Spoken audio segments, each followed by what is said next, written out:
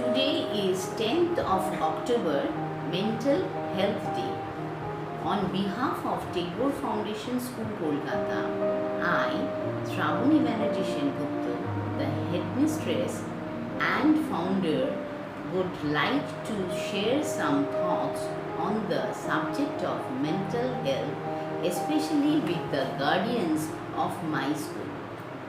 Later on, our school psychologist, Srimati Shumana Bhattacharya, will share much more details about the same topic. Tagore Foundation School, Kolkata is an inclusive school where normal students and special students share the same classroom.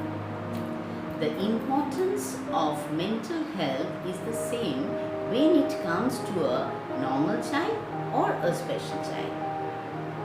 During this lockdown brought on by the COVID-19 situation, the mental challenges faced by our students were unique due to a number of reasons. They were isolated in their homes for about 6 months. During this period, their normal daily routine was totally disrupted. They missed their daily activities such as going to school, meeting and interacting with their classmates, attending classes, being a part of the extracurricular activities, having lunch with their friends at school and more. So keeping in mind how these changes could affect a child's mental health, I am trying to discuss what can be done to keep our children healthy and normal. Let us first discuss what we mean by health. Health is a sum total of a person's physical, mental and social well-being. Compared to physical well-being, we are much less aware about the concept of mental well-being.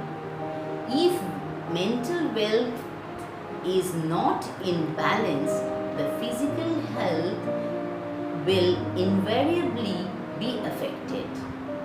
Mental health and physical health both are highly dependent on each other. Mental strength is a defining strength in human beings. For optimum productivity, both physical and mental strength is needed. This optimum productivity is the true recognition of optimum health in a person. A few activities have to be routinely followed to ensure the mental health of a child. Taking care of personal hygiene, intake of nutritious food, adequate sleep, consuming adequate water, doing same activity of the children likes such as an hobby. Spending time with other family members, undertaking activities that build self-confidence. We have to actively create a routine throughout the day that keeps a child's mind happy and occupied. After arising out of bed, a child will do his or her daily activities. Following this, they have to be giving tasks that they like and feel happy doing. It has to be kept in mind that at no point in time should they feel lonely or depressed.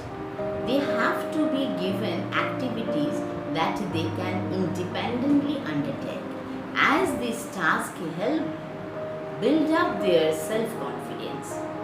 Again, as a part of the routine, they must also be involved in activities that are purely entertainment to them.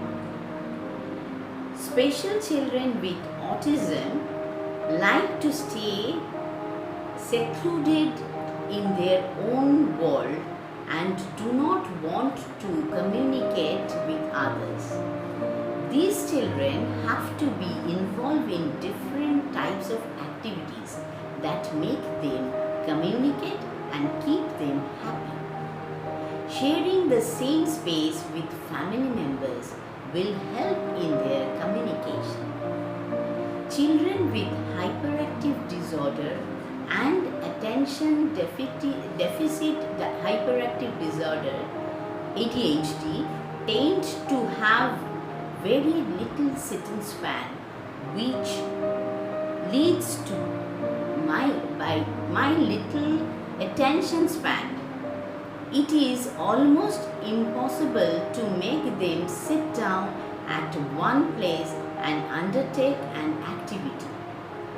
In this case, they have to undertake different exercises specific to them.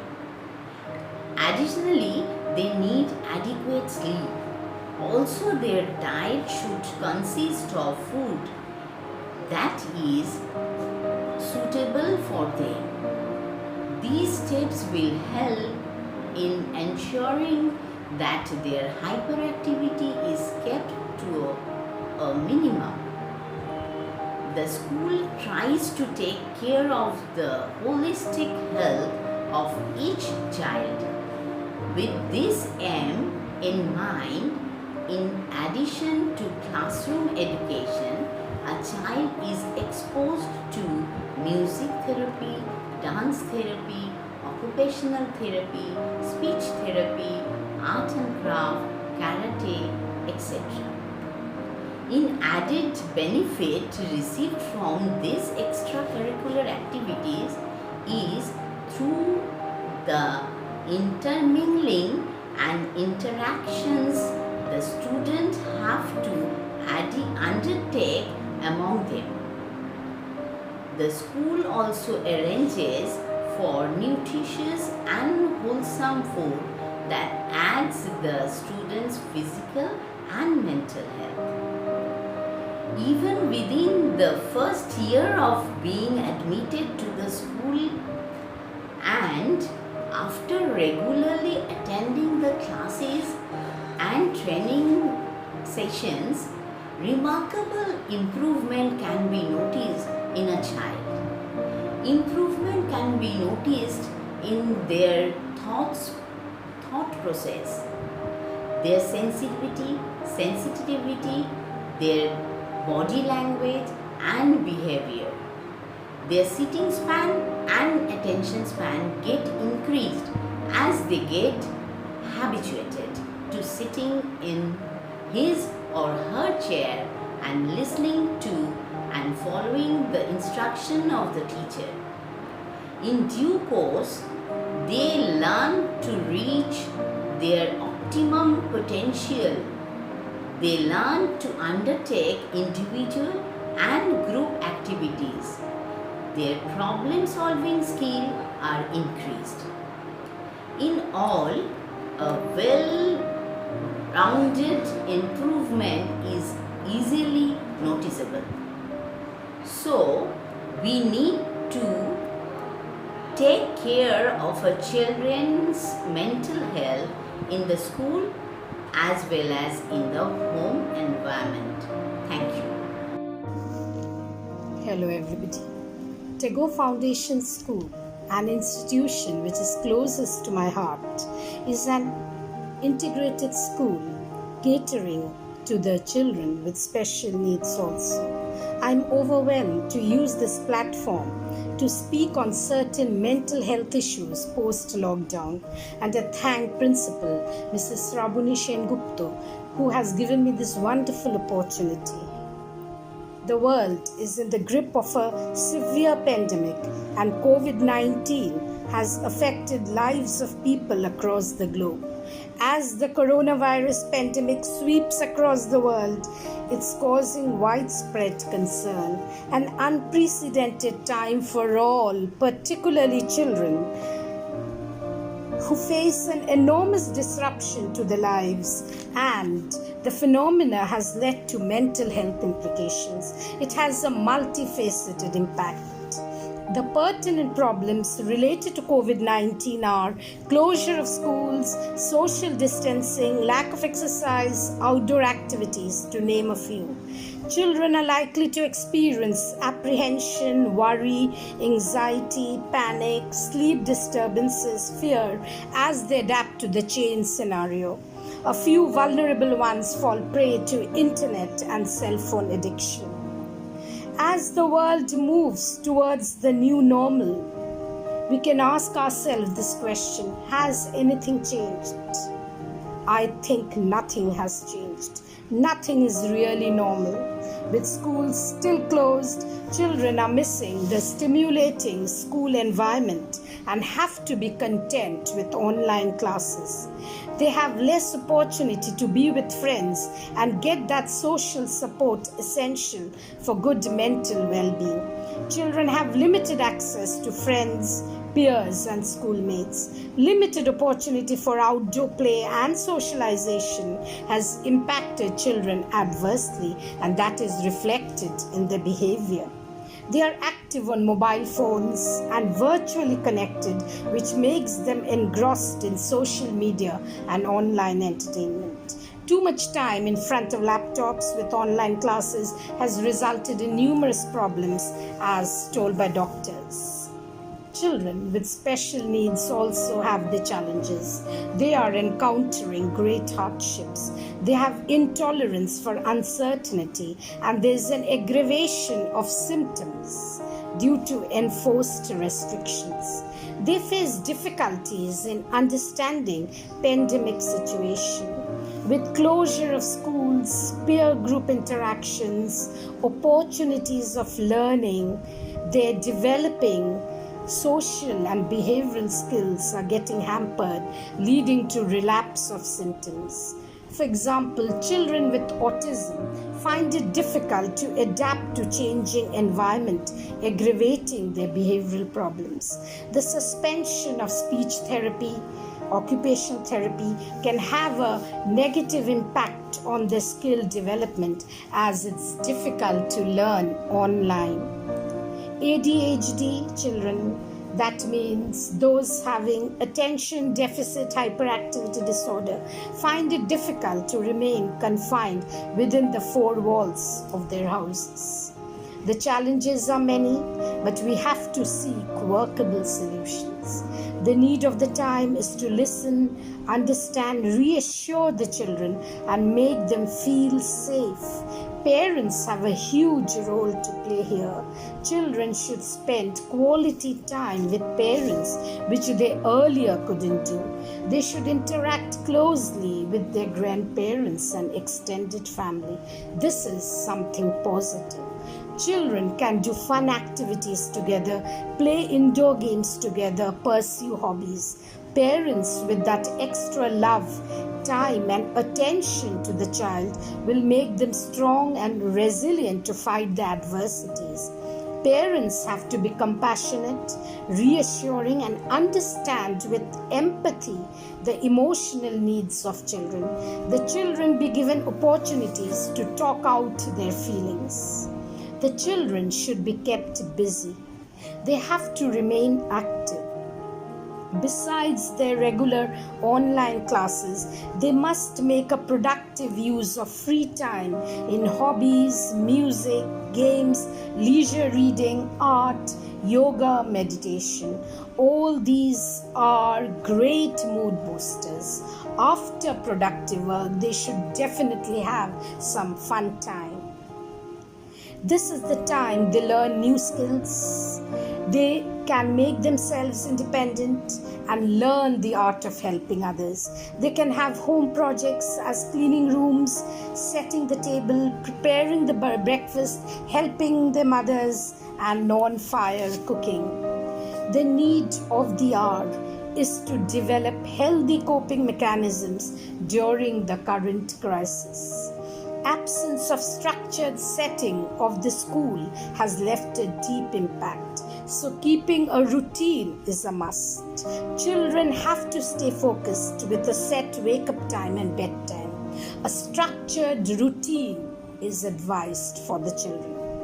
The lost social interaction may lead to increased screen time, but that has to be regulated. To cater to the specially able children, parents sometimes find it difficult as they lack professional expertise for which they relied on schools to help them.